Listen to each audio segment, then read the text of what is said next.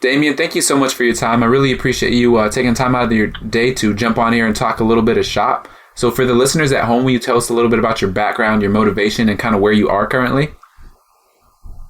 Yeah, first of all, I'd just like to say thank you for inviting me to do this podcast. It's a pleasure talking to you. I'm 45 years old, so it's quite a long-winded story, but I'll keep it brief. Okay. Like most young children or young boys, certainly growing up in the UK, I had aspirations to become a professional soccer player. So as soon as I finished the equivalent of high school here, I started as a professional soccer player with my hometown club, Wrexham Football Club in the English League One at the time. I spent 4 years there before having the opportunity to come and play in the USISL. It shows my age, I think, that I played soccer before the MLS. Okay. So I played for 3 seasons in Columbus. Really enjoyed my experience in the US. And I wanted to come back in some capacity ever since. During my time at Columbus, I decided that I'm not going to make a professional soccer player a real high standard. So my attention turned to education. So I went back to the UK. I studied a sports science and coaching degree. I did a master's degree in exercise physiology and nutrition. Okay. While studying and passing all my coaching qualifications, I've now got my UEFA Pro license. And it all sort of came to fruition once I'd finished my coaching licenses and my master's degree, that I was offered a job at one of the aspiring Premier League clubs at the time, Bolton Wanderers. Okay. Sam Allardyce, who was at the time renowned for being a pioneer in sports science. So I was there for 4 years, had a great experience, and the learning experience I gained there, in comparison to all my academic studies, was phenomenal. I really got to understand the applied side of my trade, if you like. Okay. After that, I went on to Blackburn Rovers with a hero of mine, Mark Hughes, who used to play for Manchester United and Wales. And for my sins, I'm a Manchester United fan and I'm Welsh. So it was one of my goals, if you like, was to work with my hero. So it was great experience working with him. At Blackburn, we did really, really well and got the opportunity to then go on to work at Manchester City, Queen's Park Rangers and Stoke City. Wow. I did that with Mark Hughes and the coaching staff there. And in between, I had a couple of spells with the Australian national team and the Welsh national team. So again, it was a real honour, if you like, for me to work for my country. Yeah. And it brings me to where I am now. I'm the Director of High Performance at Seattle Sounders. As I said to you earlier, I always wanted to come back to the States in some capacity, so when this role presented itself, it was something that I decided to do and I thoroughly enjoyed. Yeah. No, that's really awesome. Okay. So with all that, right, how have those past positions kind of set you up for success in this current position in the MLS? Quite simple. Many mistakes. Okay. I think you go in, I certainly went into my role at Bolton Wanderers with a preconceived idea of how it would be, and it was totally different. You have to think on your feet, and you realise that the professional environment isn't anything like the theoretical environment that is painted when you're going through your academic studies, so you have to learn fast. But I think it's just a lot of it in my role was understanding that the principles don't change, but you've got to adapt according to the environment that you're in. Yeah. No, that makes sense. Okay. And then will you kind of explain kind of the structure that you have at the Sounders now and what that looks like? The staffing structure? Yes, yeah. And then just the training structure as well. So I think we've got one of the biggest staffs, I think, at the Sounders, where obviously it's myself, the Director of High Performance, and then on the medical side, you've got a head athletic trainer and an additional athletic trainer. Okay. You've got a physical therapist, and then I've also got a strength and conditioning coach and an assistant sports scientist whose main responsibility is sort of all the data analysis. Okay. And then we've got a doctor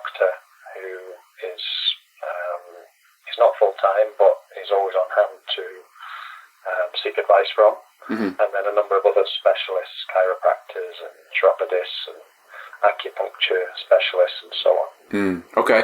So how do each of these positions kind of interact, and how does your role work within that structure? So I'll talk about the training model a little bit in a second. But Okay. When I came in with my philosophy, if you like, of how I've done things in the English Premier League. So it was a case of getting all the different practitioners to understand, right, this is what we're going to do on the grass, and therefore how each and every one of the individuals, no matter what their role is, can assist and contribute to the effectiveness of that model.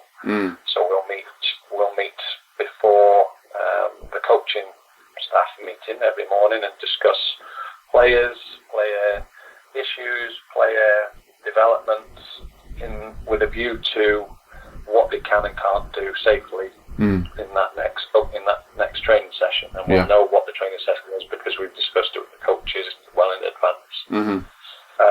I'll then go into the coaching staff meeting and discuss any key considerations that the head athletic trainer will have already primed the coaches, or certainly the head coach on.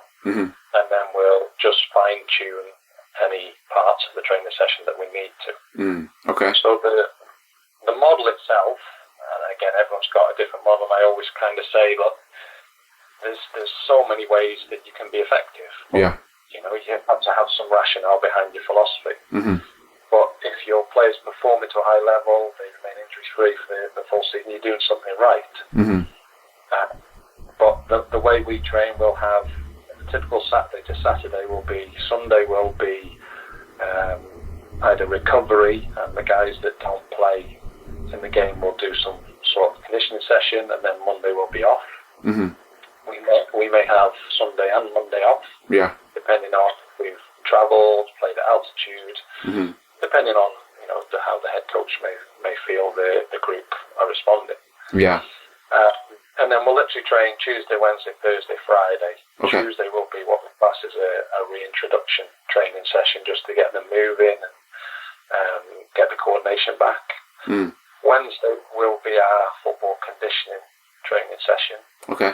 Thursday and Friday will be tactical training sessions where it's all about team organisation leading into the game on a Saturday. And we'll tend to repeat that each week, if typical Saturday to Saturday.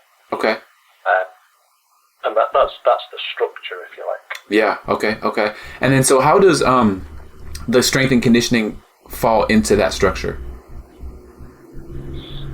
So, as I said, we'll have regular meetings where we'll discuss player availability and player readiness, etc. Okay.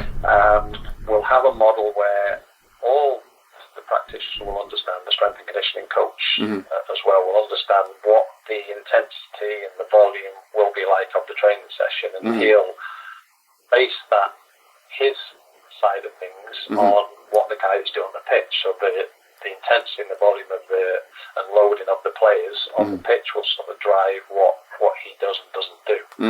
And it's fairly structured. For example, we'll work in 6-week cycles where the Wednesday session is always your football conditioning session, but it's not always the same. Yeah. The first 2 weeks are big areas, big spaces, large-sided games. The second 2 weeks are medium-sized areas, medium-sided games. And then the last 2 weeks are small-sided games, small areas, so on and so forth. And then that cycle is repeated. Okay. So, for example, if you look at the one end of the spectrum, the first 2 weeks of large-sided games is very different to when you play small-sided games in terms of demand on the players. Yeah. So there's lots of cover, high speeds, high intensities in the big games, and you cover a lot of accelerations and decelerations in the small games. So the strength and conditioning coach will decide what type of work is best based on how the players have, or what the players have performed in. Okay. And so with that structure, is that stay the same throughout off-season into the in-season, or does it change at all for those periods? The season will remain the same, and we try to we'll have a structure where if it's in the ideal world, you play every Saturday, so your typical week is the same, and you can implement 6 full weeks, and then you repeat 6 full weeks, and repeat 6 full weeks each cycle. Okay. And each time you repeat the large, the medium, or the small-sided games, you increase the duration, or you reduce the rest. So you're always developing your fitness levels, if you like, throughout the course of the season. Yeah. Okay. It doesn't always work out like that. So sometimes your 6-week cycle might take 8 weeks because you've got an international break in between, or you've got a Sunday game, and then next week you've got a Saturday game, and it's not the same structure of the week. Okay. But we generally try to work in those cycles and develop all through the season. Okay. The off season is slightly different because the playoffs over here in particular is that you could have 6 weeks off, you could have 12 weeks off, you could have 10 weeks off. So it's a little bit reactive to the situation that you find yourselves in. Yeah. But even so, we like to give the players in the off season a period of rest and recovery to switch off both psychologically and physiologically. Okay. And gradually get them ready to withstand the demands of pre-season. So we'll have a series of pitch-based conditioning sessions in the off-season for players to follow that mirror the big spaces, the medium spaces, the small spaces, and we'll do that. We'll recommend that the players do that until they come to pre-season, where we will then start that cycle again. Okay. You've just got to rely on adherence of the players in doing that. Yeah. Okay, no, that makes a lot of sense. And so on that note, right, what kind of technology do you guys kind of implement and use to track some of those parameters? Players always whenever they do any sort of running activities or training sessions, they will always have a heart rate monitor and a GPS unit. So that is the biggest thing that we get data from, if you like. Okay. Because it's what they do most. They train most on the pitch, so we'll use that. Okay. We'll have various aspects of technology that we use to make informed decisions about player response to training and recovery levels and readiness to train. Okay. And so with those GPS and heart rate monitors, are there any specific brands that you guys prefer or are currently using? We use the Polar heart rate monitor, and I've used the Polar heart rate monitor all through the English Premier League experiences I've had. Yeah. And we use StatSports GPS monitoring system. I've used both StatSports and Catapult in the past, and it's just I like the dashboard. I like the look and feel of StatSports, and being able to get the data that I want quickly. Okay. And navigate through that system. I think they've possibly evolved more so over time and made advances more so than maybe Catapult, but they typically do the same thing. Okay, fair enough. No, that's awesome. Okay, and then in terms of that load management, right? How does that kind of look at different levels? First team. I know obviously with the director role, I'm not sure how that works in terms of, do you oversee all first, second, and academy teams, or do you kind of only work with first team? No, my role is to oversee all.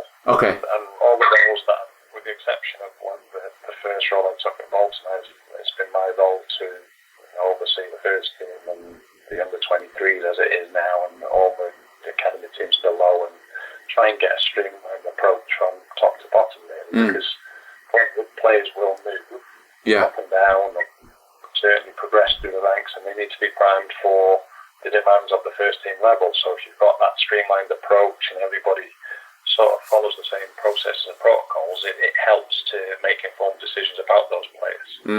Okay. So what does that kind of management look like in terms of, do you guys have total distances that you try to hit in terms of the conditioning to prepare for the season, or even to maintain in that season, or what does that look like?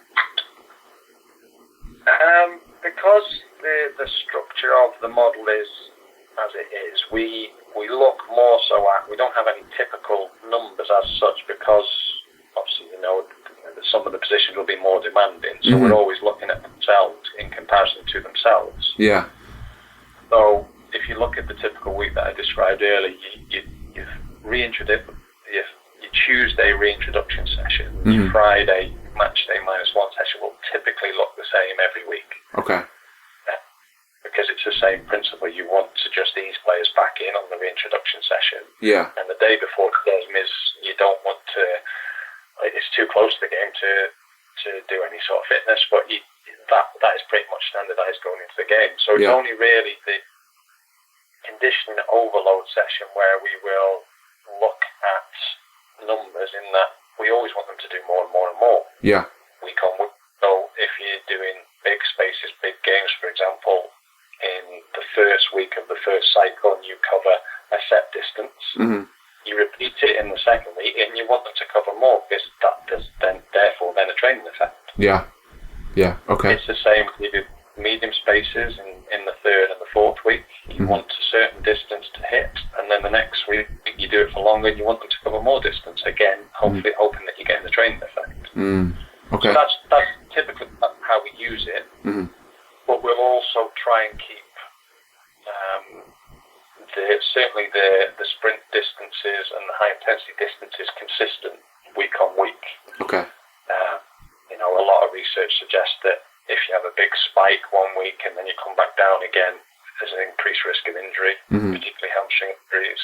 If you drop down one week and then come back up the next week, that's not good for avoiding injury. So we'll look at that and try and make sure everything's consistent in that sense.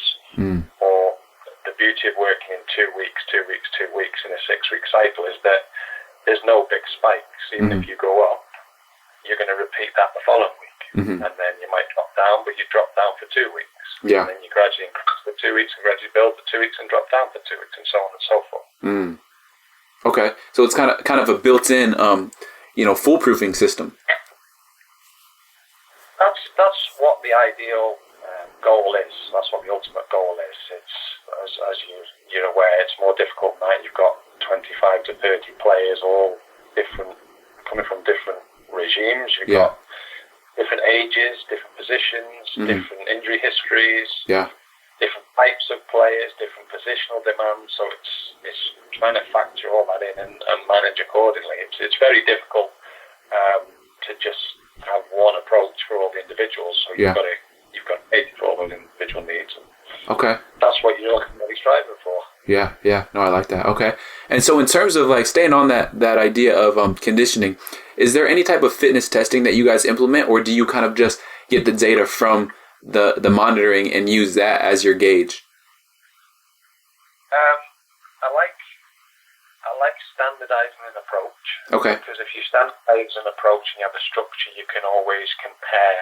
Yeah. Like I said, or if you've got the first 2 weeks when you're doing a conditioning session, and that's the purpose of the session, objective of the session.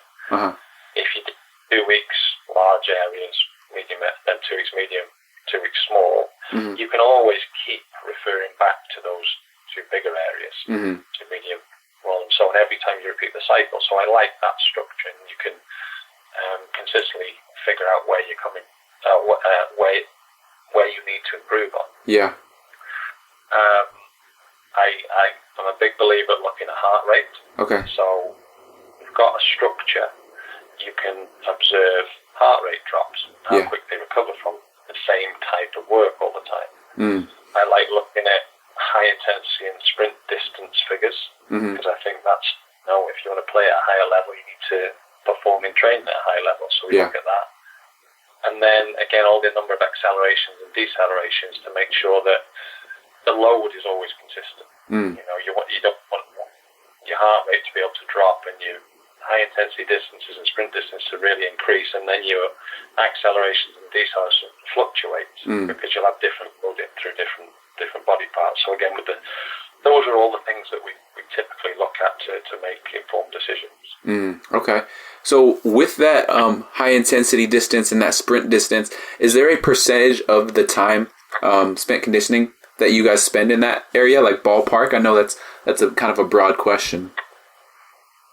Yeah, I mean, whenever the model I use is called a football periodization model, and you'll be able to go through literature, and there's a lot on tactical periodization, and the typical ballparks, if you like. Whenever you're doing big games, you're always trying to hit between 80 and 100% of your high intensity and sprint distances, for example, in the session. Yeah. When you move more towards your small games, you're always trying to hit between 90 and 110% of the loading that you hit in a game, if you're looking for ballpark figures. So we tend to stick to that, depending on the type of work that we're looking at.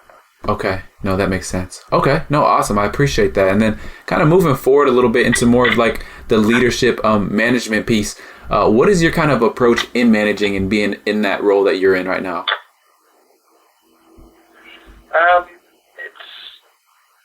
It's remained pretty constant and pretty consistent throughout the time when I've been in management positions, albeit, like I said to you before, you make many mistakes and you think, well, I should maybe do this next time or do that, and you try and learn from your mistakes, but you're dealing with people ultimately, and for me, if you treat people as people, they've got feelings, they've got emotions, and yes, we're in a results business, but I always treat people how I would like to be treated. So first and foremost, that's my first rule of management, if you like. And I've had experiences where I've had a young family and I've been on the road with my family, going on a small vacation on a day off, for example. I get a phone call and I need to go in and do a fitness test.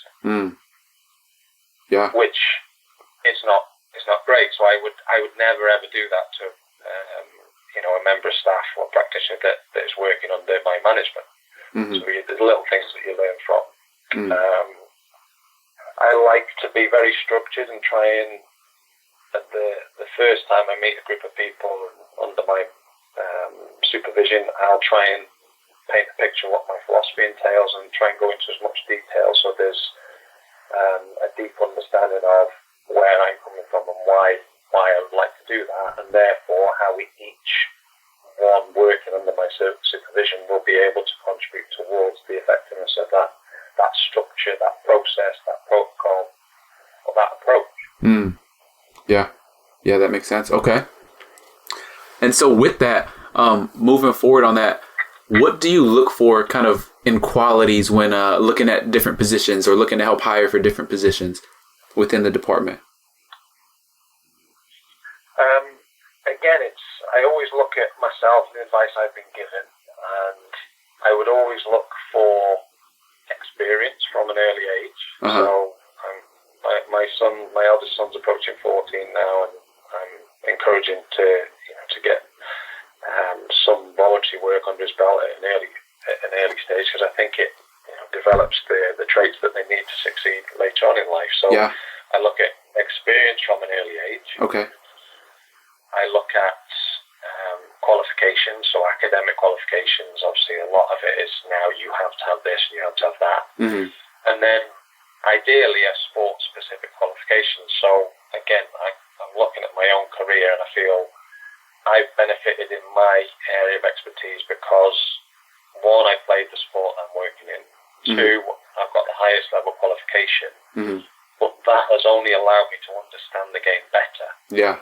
And now I've got, coupled with the academic qualification that I've got an appreciation of how those components apply to the sport.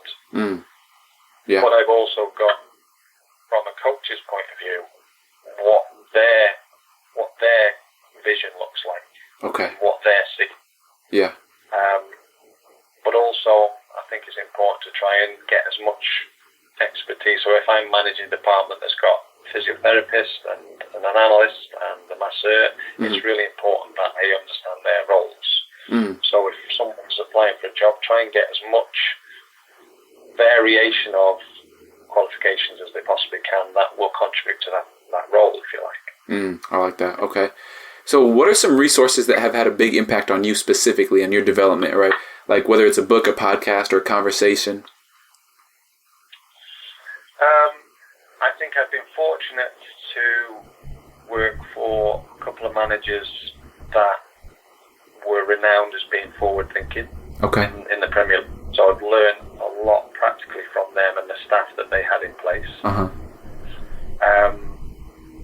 I use what's called the football periodization model by Raymond Verheyen, and he's got a book called Football Periodization, and I've learned a lot from that, and I was in a position where not only could I read that book and understand the principles behind it, but I worked closely with Raymond for a couple of years where I was able to pull out the intricate details and look at lots and lots of different scenarios and how that philosophy works for the individuals, how rehab links into the model, how the strength coach's role links into the model, so on and so forth. So that's been a real good learning tool for me.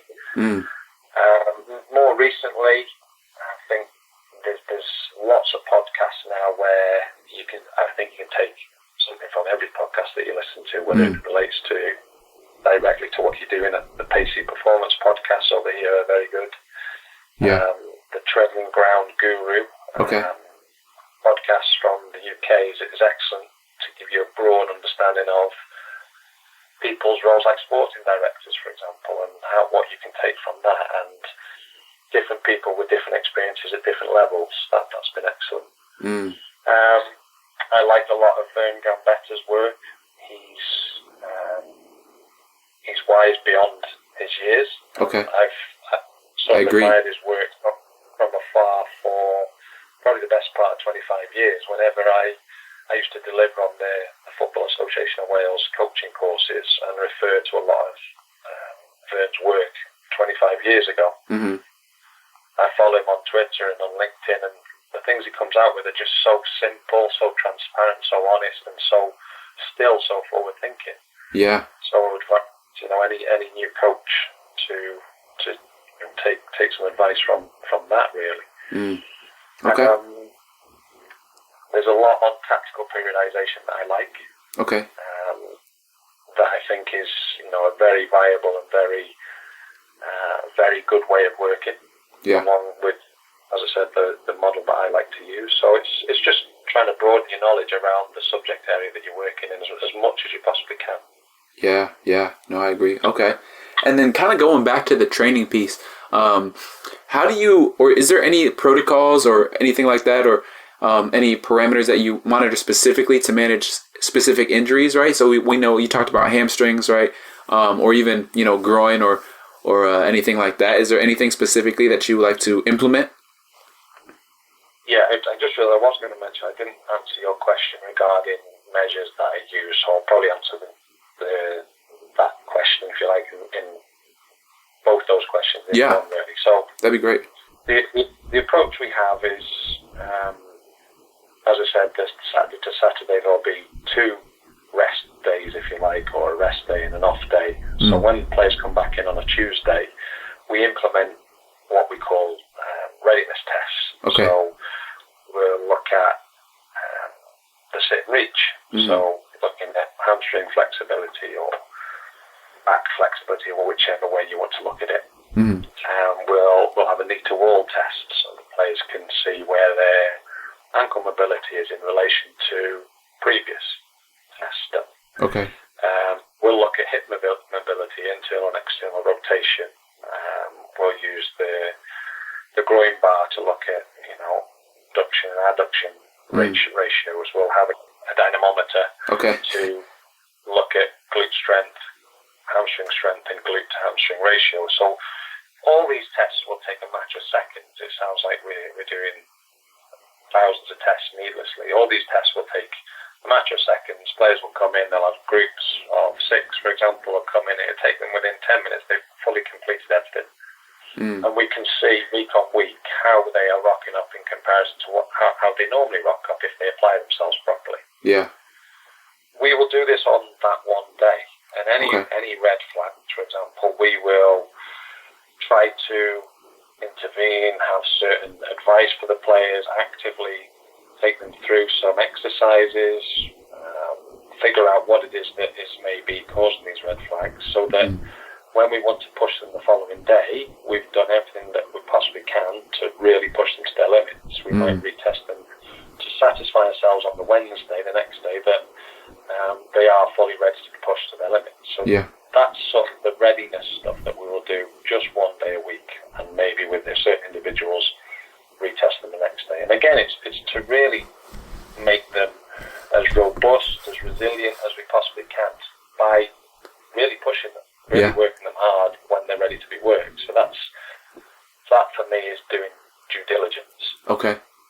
No, that's good.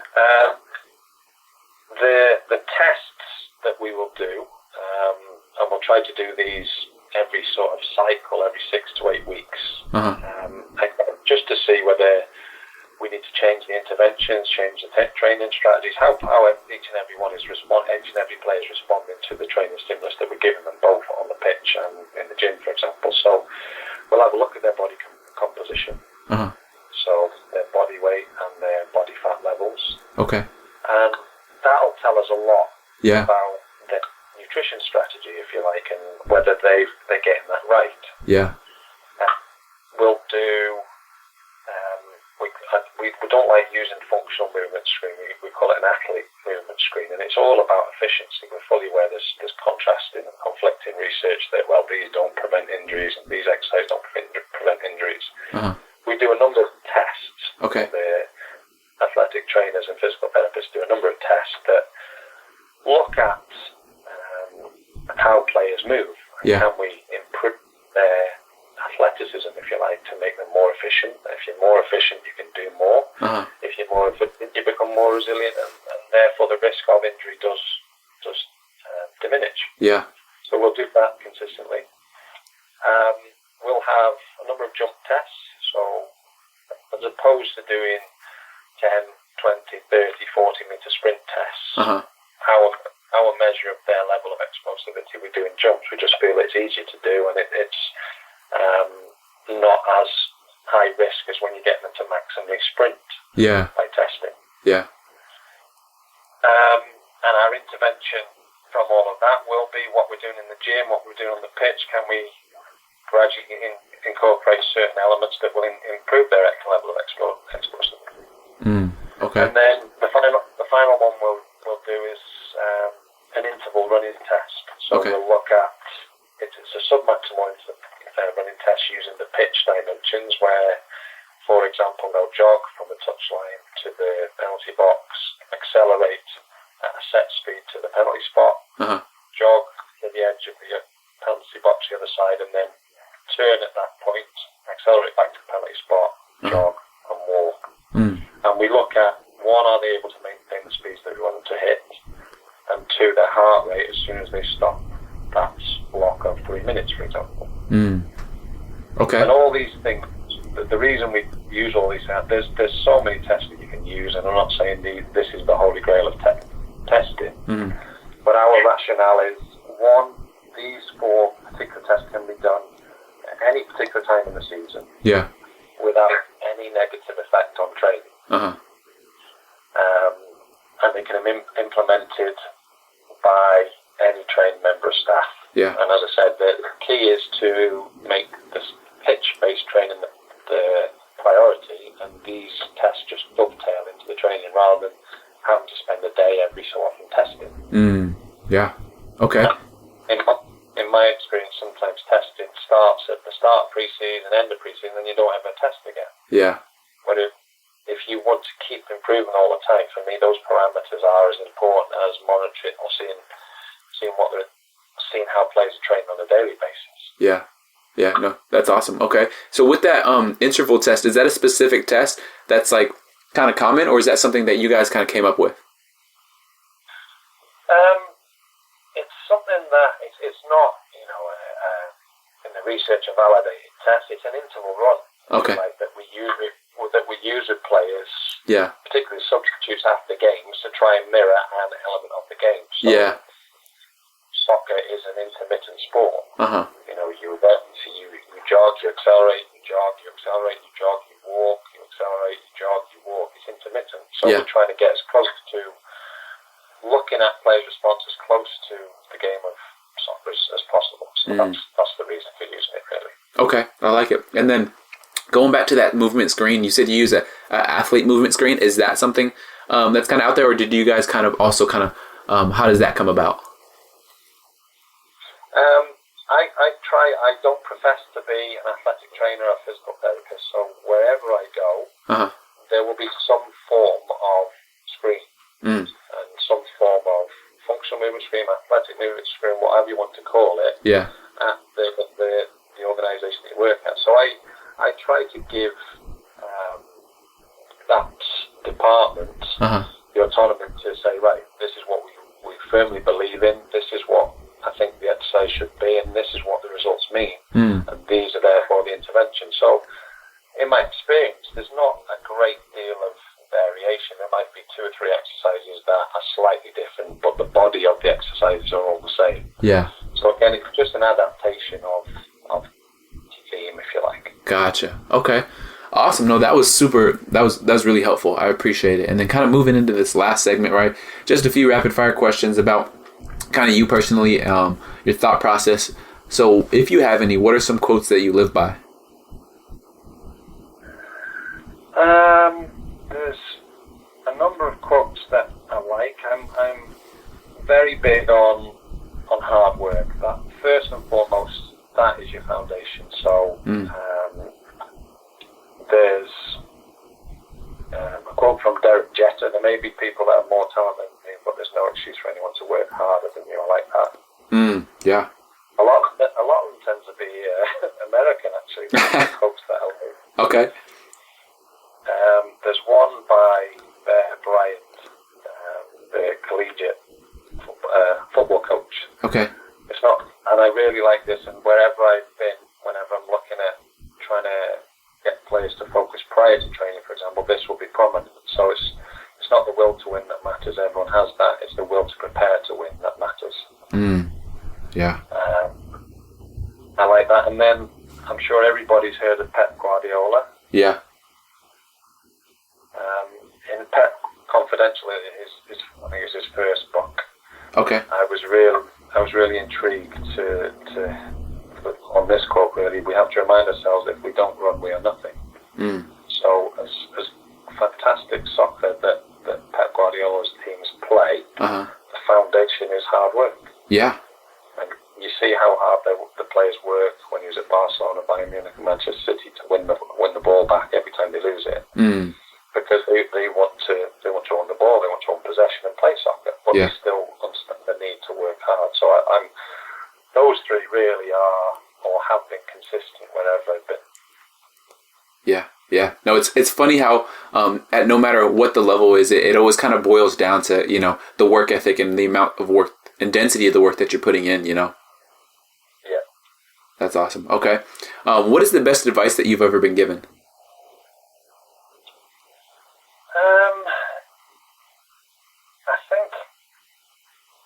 I think anyone will tell you, you're probably the same yourself, your father and your dad is such a key role model to you, and it's probably real simple advice that I've been given from my dad really is always be true to yourself. Yeah. And you choose your attitude. And again, that's probably why I'm a big believer of hard work, because my dad drilled into me that, first and foremost, you've got to work hard. No one's going to give you anything in life. You've got to earn it. Yeah. That's big. He's dead right. You choose your attitude. And I hear myself telling my children the same thing as my dad told me 30 years ago. Yeah. But it stays with you. And as I said, I think that's probably be true to yourself. Don't try to be someone that you're not. Always choose the right attitude with you. I love it. Okay. So in contrast to that, what's the worst advice you've ever been given?